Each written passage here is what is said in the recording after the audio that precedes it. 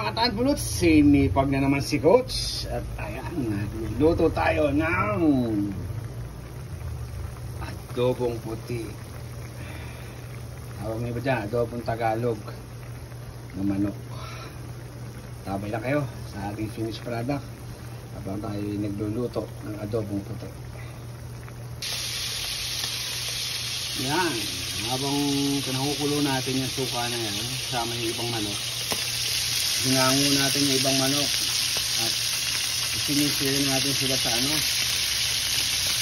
piprito natin ng konti yan hanggang mag golden brown yan. Yung hinahanap natin maging ganyan ito.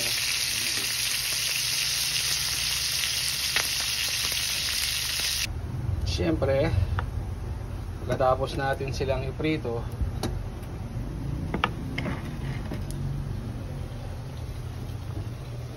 balik natin siya dito sa ating pinapakulong suka, mixture.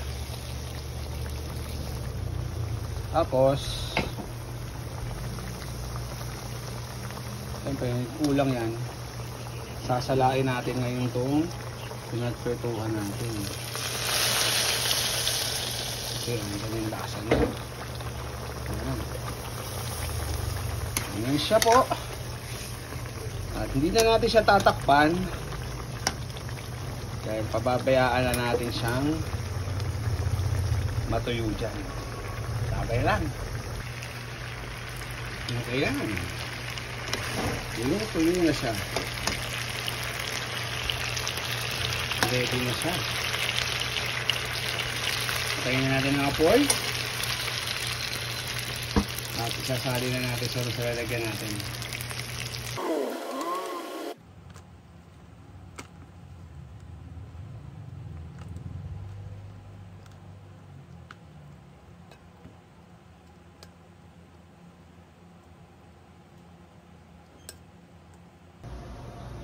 At yan po ang version ni Coach A ng adobong matanda o adobong puti na manok. Rapsa! Happy eating! Enjoy eating! Salamat! Peace out!